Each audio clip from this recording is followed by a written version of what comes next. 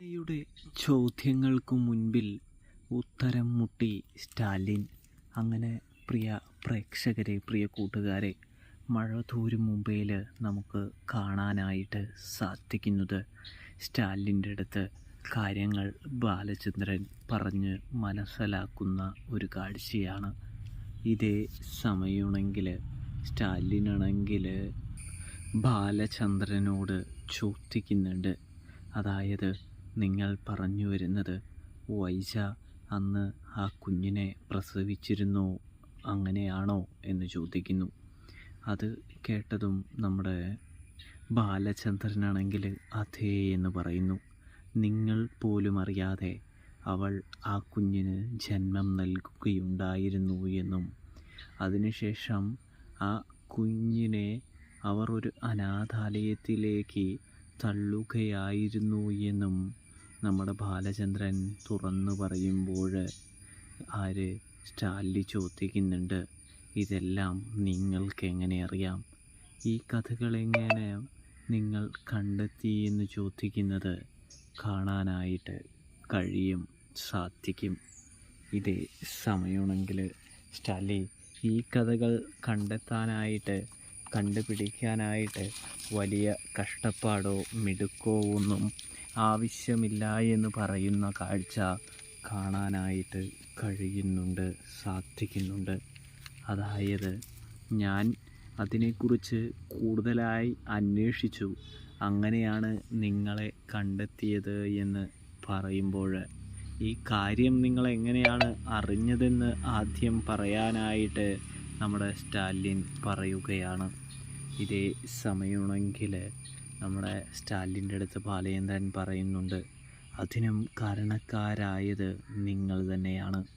നിങ്ങളുടെ ജന്മം നൽകിയ മകൾ തന്നെയാണ് ഈ സത്യങ്ങളെല്ലാം എന്നോട് തുറന്നു പറഞ്ഞത് എന്ന് പറയുന്നു. എൻ്റെ മകളോ? എൻ്റെ മകളതിന് ജീവനോടെയുണ്ടോ എന്ന് ചോദിക്കുന്നു. അത് കേട്ടതും നമ്മുടെ സ്റ്റാലിൻ്റെ അടുത്ത് ബാലചന്ദ്രൻ പറയുന്നുണ്ട്, തീർച്ചയായിട്ടും ജീവനോടെയുണ്ട്, അവൾ ജീവിച്ചിരിപ്പുണ്ട് എന്ന് പറയുന്ന കാഴ്ച കാണാനായിട്ട് സാധിക്കും. ഇതേ സമയം അവൾ എവിടെയാണ്? നിങ്ങൾ അവളെ എവിടെയാണ് വെച്ച് കണ്ടത്? എവിടെയാണ് അവൾ ഇരിക്കുന്നത് എന്ന് ചോദിക്കുമ്പോൾ അവൾ എൻ്റെ കൂടെ തന്നെയുണ്ട്. അവൾ കാരണമാണ് ഞാൻ നിങ്ങളിലേക്ക് എത്തിയത് തന്നെ. അവൾ പറഞ്ഞ കാര്യങ്ങളെല്ലാം വെച്ചുകൊണ്ടാണ് സ്റ്റാലിൻ ജോസഫ് നിങ്ങളെ കാണാനായിട്ട് ഞാൻ വന്നത്.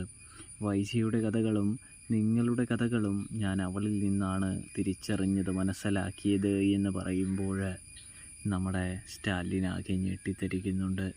ബാലചന്ദ്രൻ, ഞാൻ ഇതുവരെ അറിഞ്ഞിട്ടില്ല എനിക്ക് വൈജയിലൊരു മകളുണ്ടെന്ന്. അറിയുകയല്ല, അവരെന്നോട് പറഞ്ഞിട്ടില്ല എന്ന് പറയുന്നു. അങ്ങനെയായിരുന്നെങ്കിൽ ആ മകളെ ഞാൻ 2 കൈയും നീട്ടി തീർച്ചയായും സ്വീകരിച്ചവനെ എന്ന് പറയുമ്പോൾ സമയം വൈകിട്ടില്ല സ്റ്റാലിൻ.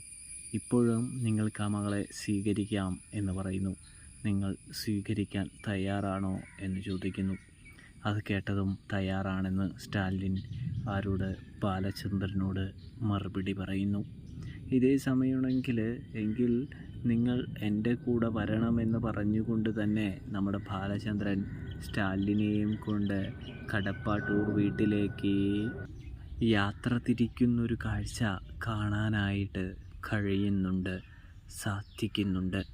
അങ്ങനെ അവിടെ ചെല്ലുമ്പോൾ തന്നെ നമ്മുടെ അലീനയ്ക്ക് ബാലചന്ദ്രൻ്റെ തൻ്റെ ഇപ്പോഴത്തെ അച്ഛൻ്റെ കൂടെ വന്നിരിക്കുന്നത് യഥാർത്ഥ അച്ഛനാണെന്നുള്ള ബോധ്യം വരുന്നത് കാണാനായിട്ട് സാധിക്കുന്നുണ്ട്. ഇതേ സമയം അലീനയാണെങ്കിൽ എന്തിനാച്ചാ ഇദ്ദേഹത്തെ ഇവിടേക്ക് കൊണ്ടുവന്നിരിക്കുന്നത് എന്ന് ചോദിക്കുന്നത് കാണാൻ സാധിക്കും. ഞാൻ ഇദ്ദേഹത്തെ കാണാനായിട്ട് ആഗ്രഹിക്കുന്നില്ല എന്ന് പറയുന്നതും കാണാനായിട്ട് ഇതേ സമയം ബാലചന്ദ്രൻ പറയുന്നുണ്ട്, മോളെ, നിന്നെ സുരക്ഷിതമാക്കാൻ വേണ്ടി അച്ഛൻ വേറെ വഴിയൊന്നും കാണുന്നില്ല.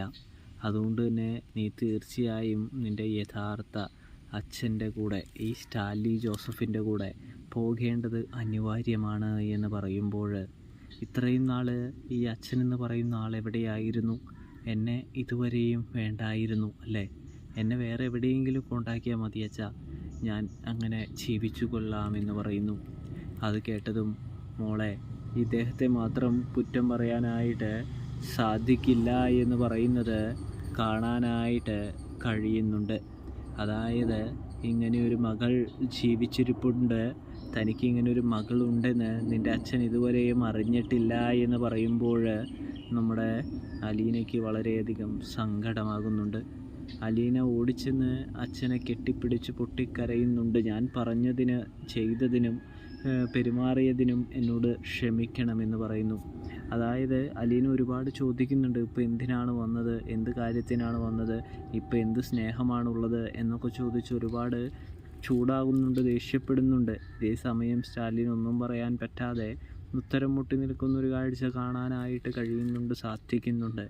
അപ്പോഴാണ് ബാലചന്ദ്രൻ സ്റ്റാലിനൊന്നും അറിയില്ല എന്നുള്ള ആ രഹസ്യം അലീനയോട് പറയുന്നത്. ഇതേ സമയം അലീന നമ്മൾ സ്റ്റാലിനോട് മാപ്പ് ചോദിക്കുന്നത് കാണാനായിട്ട് കഴിയും, കാണാനായിട്ട് സാധിക്കും. അങ്ങനെ അലീനയാണെങ്കിൽ കടപ്പാട്ടൂർ വീട്ടിൽ നിന്നും എവിടേക്ക്, സ്റ്റാലിൻ ജോസഫിൻ്റെ വീട്ടിലേക്ക് പോകാനായിട്ട് തയ്യാറാകുന്നുണ്ട്. പോകുന്നതിന് മുൻപ് തന്നെ നമ്മുടെ ബാലചന്ദ്രനാണെങ്കിൽ സ്റ്റാലിനോട് പറയുന്നുണ്ട്, നിങ്ങൾക്ക് ഇവളെ വേണ്ട എന്ന് തോന്നിയാൽ ഒരു നിമിഷം പോലും നിങ്ങളവിടെ നിർത്തണമെന്നില്ല. നിങ്ങൾക്ക് എന്നെ വിളിക്കാം, എന്നെ വിളിച്ചു കഴിഞ്ഞാൽ ഞാൻ കൊണ്ടുവന്നോളാം. എനിക്കിവൾ എൻ്റെ മകളിന് തുല്യമാണ്. മക്കൾക്കാളെക്കാളും മേലെ ഞാനിവളെ സ്നേഹിക്കുന്നുണ്ട്. അതുകൊണ്ട് തന്നെ ഇവളുടെ സ്ഥാനം ഇപ്പോൾ എൻ്റെ മനസ്സിൽ വലുതാണ് എന്ന് പറയുന്നത് കാണാൻ കഴിയും. ഇതേ സമയം എന്തിനാണ് പിന്നെ എൻ്റെ കൂടെ അയക്കുന്നതെന്ന് സ്റ്റാലിൻ ചോദിക്കുമ്പോൾ, ഇവിടെ കുറച്ച് ശുദ്ധികലശം നടത്താനുണ്ട് സ്റ്റാലിൻ, അതിനുശേഷം തീർച്ചയായും എൻ്റെ മകളെ ഞാൻ ഇവിടെ തന്നെ കൊണ്ടുവന്ന് നിർത്തുക തന്നെ ചെയ്യുമെന്ന് പറയുന്നു. ഇതേ സമയമാണെങ്കിൽ നമ്മുടെ അലീനയാണെങ്കിൽ തൻ്റെ സഹോദരങ്ങളോട് എല്ലാവരോടുമായിട്ട് യാത്ര പറഞ്ഞുകൊണ്ട് പോവാനായിട്ടൊരുങ്ങുന്നൊരു കാഴ്ച കാണാൻ സാധിക്കുന്നുണ്ട്. നമ്മുടെ ബാലചന്ദ്രനോടും മാപ്പ് പറയുന്നുണ്ട്, ക്ഷമ ചോദിക്കുന്നുണ്ട്, യാത്ര പറഞ്ഞ് മടങ്ങുന്നുണ്ട്. ഇതേ സമയം ബാലചന്ദ്രൻ സങ്കടത്തോടെയാണ് അലീനയെ വിട്ടുപിരിയുന്നത് എന്ന് കാണാനായിട്ട് സാധിക്കും. അങ്ങനെ അലീന നമ്മുടെ സ്റ്റാലിൻ്റെ കൂടെ പോകുന്നൊരു കാഴ്ചയാണ് പ്രേക്ഷകരെ, കൂട്ടുകാരെ നമുക്ക് കാണാനായിട്ട് സാധിക്കുക. സ്റ്റാലിൻ അലീനയെ പൊന്നുപോലെ നോക്കാമെന്നൊക്കെ പറഞ്ഞ് ബാലചന്ദ്രനിൽ നിന്നും കൊണ്ടുപോകുന്നൊരു കാഴ്ച കാണാനായിട്ട് സാധിക്കും. അപ്പോൾ ഇനി വൈജയുടെ തകർച്ചയാണ് കാണാൻ സാധിക്കുക. റിവ്യൂ ഇഷ്ടപ്പെട്ടാൽ ചാനൽ മറക്കാതെ സബ്സ്ക്രൈബ് ചെയ്യാൻ മറക്കല്ലേ കൂട്ടുകാരെ, പ്രേക്ഷകരെ.